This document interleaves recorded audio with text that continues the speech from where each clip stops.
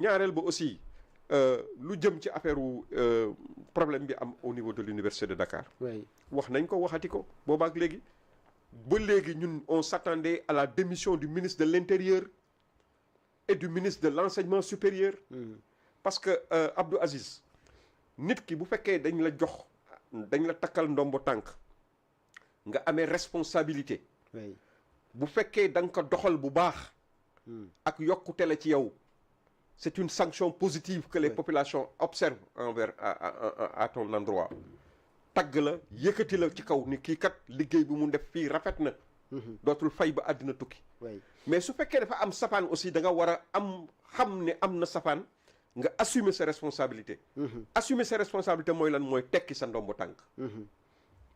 combien de ma ni la fii je le rappelle le cas de l'étudiant Balla Gaye nga xam ne bavure policière la policière la.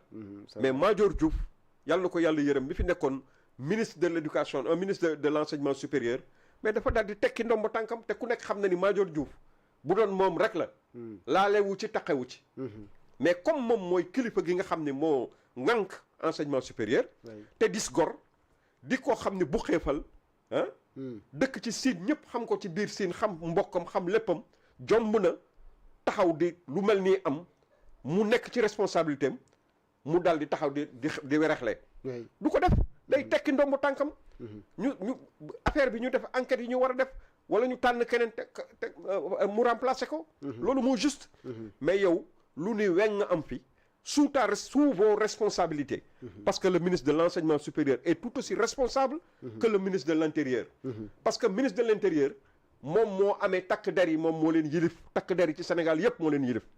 kon ñi nga xam ne moo leen yilif bu ñu defee jëyee ju mel noonu bu ñu ko defee. normalement dafa war a assumer ses responsabilités mu tekki ndombu tànkam. ñu seetaat beneen sénégalais boo xam ni au moins dana mën a taxaw.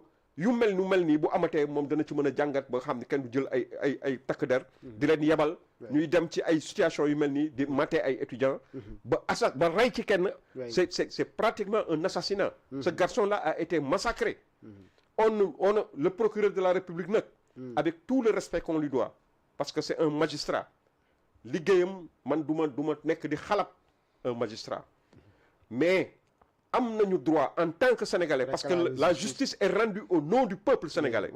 Nous autres démembrement du peuple sénégalais nous exigeons le plus rapide parce que xam nga su fekkee ni dañu def benn autopsie bi génn wane xale bi li dal contorsion yi am ci yaramam yépp wane ni dafa ci dañu damm ay faaram dañu toj boppam dañu ba loolu moom moo indi mu dee génn àdduna soo ñëwee ñu loolu génn mu am cachet am lépp médecin def ko ban médecin mooy taxaw di défier état un médecin contre un état di wax lu amul jëmale ko ci état kan mooy jël risque boobu xanaa ku dof mooy def loolu jaru ko de vraiment xam nañu état ci boppam médecin ànd ak état guerre ko am na ay médecins yu état guerre yoo xam ne dañuy def ay certificat de mort comme yoo xam ne certificat de décès yoo complaisant ñuy recommandé mais am na affaire Blondin Diop Oumar Blondin Diop loolu lañ fi waxoon Oumar Blondin Diop disons 90% des Sénégalais sont convaincus qu'il ne s'est pas suicidé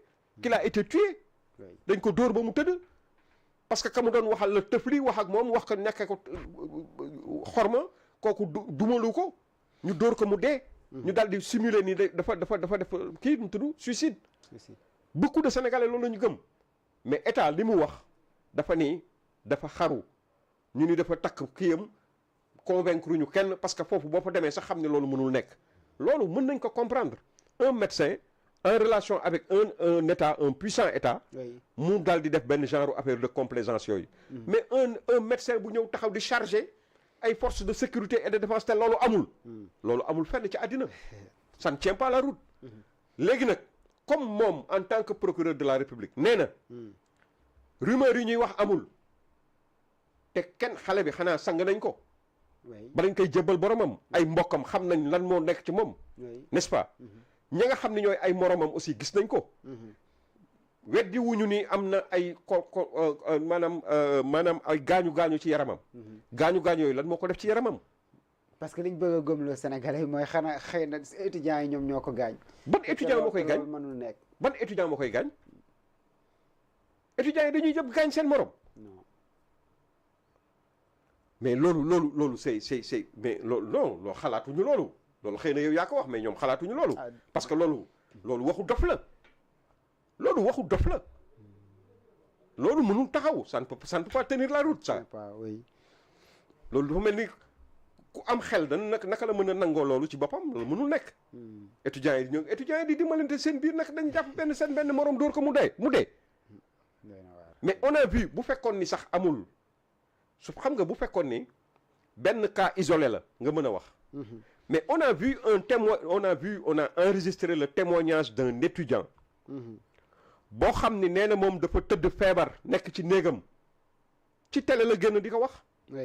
nekk ci néegam amee ordonnance am ba ñu ñëwee di dajji bunt yi nee na mais ku dem di dajji bunt boo dajjee bunt bi looy def après ña nga fekk ca biir loo leen di def. ah mais yow ñu gis sax alkaati boo xam ne dafa jàpp ay image ñu jàpp ko ci image. ñu jàpp benn nit mu ñëw xamuñu lacrymogène la ko dóor ci kanam kenn xamul ba beneen moroomu alkaateem di dal ci kawam. nan ko lu tax nga def loolu. ki témoigné li mu wax lu leer la nee na moom ba mu ñëwee dafa leen jox ordonnance am dañoo xotti ordonnance bi. nee na duma ko ba toj bopp bi diggu ginnaawam gi dafa yàqu n'est-ce pas. diri ko wàcce ko ci suuf ñu duma waat ko fa encore dugal ko ci biir oto bi di ko dëggaate di ko duma kooku mënoon na ci dee. ku def lu mel noonu ban différence la am ak xale bale c'est un garçon chétif il n'est pas solide. gaañ nañ ko dóor nañ ko gaañ nañ ko il faut assumer parce que c'est un meurtre. Les responsables doivent être punis les responsables doivent être arrêtés et ñu taxawaleen ci kanamu yoon comme képp koo xam ni yoon dab na la def nga la nga xam ne naka sudul noonu ñu war la mën a atte. ñi nga xam ne ñoo yabal ay xale maanaam takk der yooyu parce que man wax naa ko fii ba tàyyi nos forces de sécurité et de défense sont exposées inutilement. C'est des Sénégalais aussi yoo xam ni foofu la ñuy tuure seen ñaq di pëndal seen dàll. amee suñu sécurité am na lu nga xam ni jarul di jëm di indi fitna. problème mu étudiants yi ñoom xaw ma ban génération ban régime moo waroon mën a ñëw ci réew mi indi fi ay problème ak ay étudiants ba mu des ñoom. parce que ñoom dañ ko yàgg a wax ñëpp di ko dégg. donc quand ils font pire que les gens yi nga xam ne ñoom ñoo leen jiitu fii mais ça pose problème. Ça pose problème. Hein? Quand par exemple des étudiants yaa ngi ñëw yow 6 heures du matin nga ñëw dugg ci bi ubbi nga ay restaurant tu anticipes en entrant dans l'université violer franchise universitaire yi à 6 heures du matin bala may dee ñu naan campus social bokkul ci ay bokkul ci nu mu tudd ci campus ci franchise universitaire c'est pas vrai. Université ci boppam dëkkuwaayu étudiants yi fa ñu dëkk negam fa ñuy jàngeek fa ñuy dëkk yépp ci la bokk n'est-ce pas. loolu bu ñu koy wax mooy bu ñu doon yàq ay faculté wala ay affaires yu demee noonu nangam ak nangam mais fa ñu dëkk ñoom fa la ñu dëkk bu fekkoon sax dañu toog nga dégg ne nga war a rétablir l'ordre foofu ñu mën a wax ne da nga ñëw pour rétablir l'ordre mais à 6 heures du matin yow sa bopp yaa wax ni à 6 heures du matin investir ngeen université bi.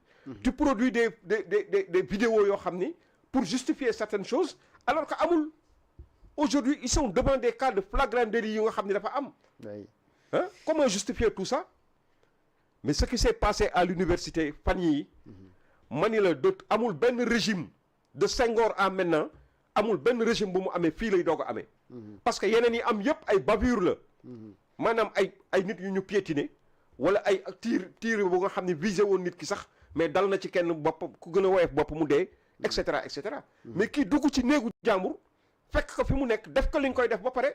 mu génn àdduna nga ñëw taxaw naan ay dama yaakaar ne ay moromam ñoo ko def loolu wala dafa jóge ci kaw daanu ci suuf qu'est-ce que c'est que ces histoires là hein il faut qu'il arrête au moins. parce que yenn yi xam nga day aggrave xam nga lan moo xam nga une faute reconnue et à moitié pardonnée. nga ñëw taxaw jël sa responsabilité ni man mii kat maa leen jiite woon lii am na waaye ñëw taxaw bëgg fi lay yi du jàll. lay yi du jàll. voilà on n'est pas au barreau. hein c'est l'État du Sénégal nga xam da nga amee responsabilité bu nga xam da nga ko war a exercer bu fekkee ni da nga ci def faute da nga ko war a assumer pleinement. il faut que mu tekki ndombo tànkam ñoom ñaar ñëpp moo ngom boobu il faut que ñu tekki seen ndombo tànk. voilà ils ne sont pas les seuls Sénégalais yu fi nekk yu nga xam ne mën nañu amee ministère yooyu. Il y en a d'autres. Ils ont fauté, ils doivent être sanctionnés. N'est-ce pas?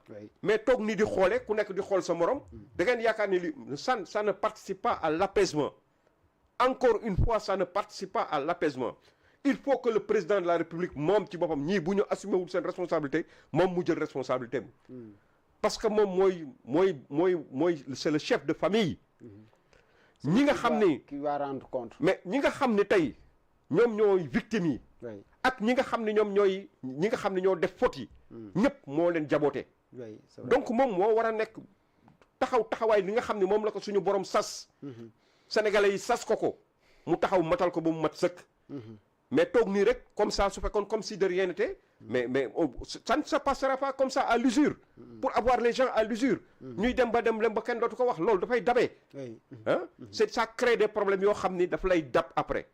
te bu dabee bu fekkoon ñoom rek ñoom ñoo ciy mucc ñoom rek ñoo ciy sonn ñu mën a wax mais kenn du ci mucc parce que réew mi ñoo ko bokk. problème bu fi amee ñëpp koy sentir.